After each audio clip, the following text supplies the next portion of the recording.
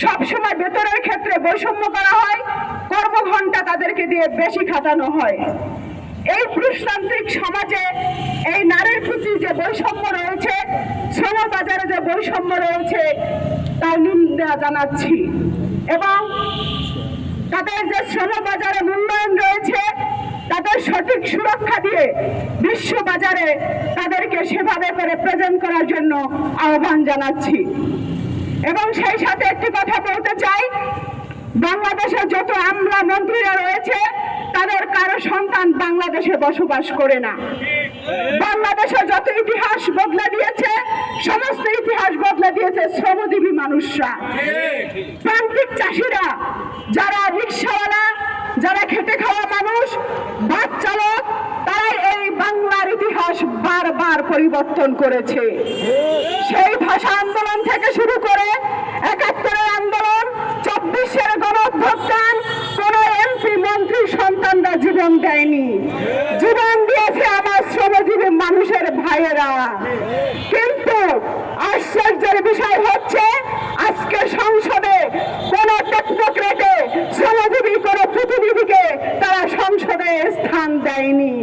তার মানে শ্রমিকের রক্ত খেতে ভালো লাগে, শ্রমিকের শ্রম নিতে ভালো লাগে, কিন্তু শ্রমিকের প্রতিনিধি তারা পছন্দ করে না। এই নতুন সরকারের প্রতি আহ্বান থাকবে,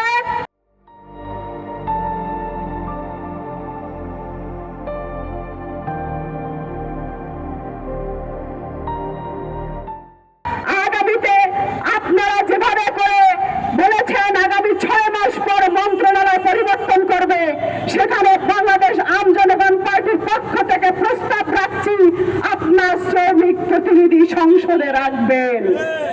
এবং সচিবালয় যে শ্রম মন্ত্রণালয় রয়েছে তাদেরকে ঢোকার জন্য ব্যবস্থা করবেন। তাদেরকে সচিবালয়ের গেটের সামনে থেকে ধাক্কা দিয়ে বের করে দেওয়া হয়। শ্রমিক যারা নেতা রয়েছেন তারা দালাল, তারা বাটপার, তাদের মুখোশ উন্মোচন করুন।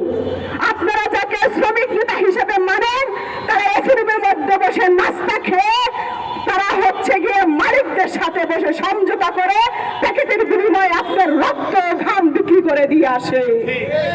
অতএব আপনারা নেতা নির্বাচন করার ক্ষেত্রে যারা সৎ, যারা নির্ভীক, যারা মাথা উঁচু করে অন্যায়ের প্রতিবাদ করতে পারে তাদেরকে নেতৃত্ব হাতে তুলে দিন। বাংলাদেশে কোন শ্রম বাজারে সিন্ডিকেট চলবে না। বাংলাদেশ আম জনগণ পার্টি যদি কখনো রাষ্ট্রীয় সেবা করার সুযোগ পায়, আমরা কথা দিচ্ছি বাংলাদেশে কোন ধরনের সিন্ডিকেট থাকবে না। সিন্ডিকেটের কালো হাত ভেঙে দাও, ভেঙে দাও। সিন্ডিকেটের কালো হাত, সিন্ডিকেটের কালো হাত, সিন্ডিকেটের কালো হাত, সিন্ডিকেটের কালো হাত। আপোষ না সংগ্রাম, আপোষ না সংগ্রাম, আপোষ না সংগ্রাম, সমতা না জনতা, সমতা না জনতা, আপোষ না সংগ্রাম, দালালি না রাজপথ, দালালি না রাজপথ। সংগ্রামী বন্ধুরা, বাংলাদেশ আম জনগণ পার্টি জনতার সাথে সাদৃশ্য রেখে নামকরণ করেছে। আগামীতে আমরা সকল কার্যক্রমকে ঘিরে আপনারা চাইলে আমাদের গঠনতন্ত্র পড়ে দেখতে পারেন। চিকিৎসা ক্ষেত্রে, শিক্ষা ক্ষেত্রে, কৃষি ক্ষেত্রে সকল জায়গায় ভূমিকা রাখার জন্য এই প্রত্যয় নিয়ে আমরা রাজপথে আমরা কাজ করে যাচ্ছি। আপনাদের সকলের সহযোগিতা চাচ্ছি। আজকে যারা এখানে উপস্থিত হচ্ছেন সকলকে অসংখ্য ধন্যবাদ জানিয়ে আজকে সমাবেশ এখানে শেষ করছি। ধন্যবাদ। আসসালামু আলাইকুম।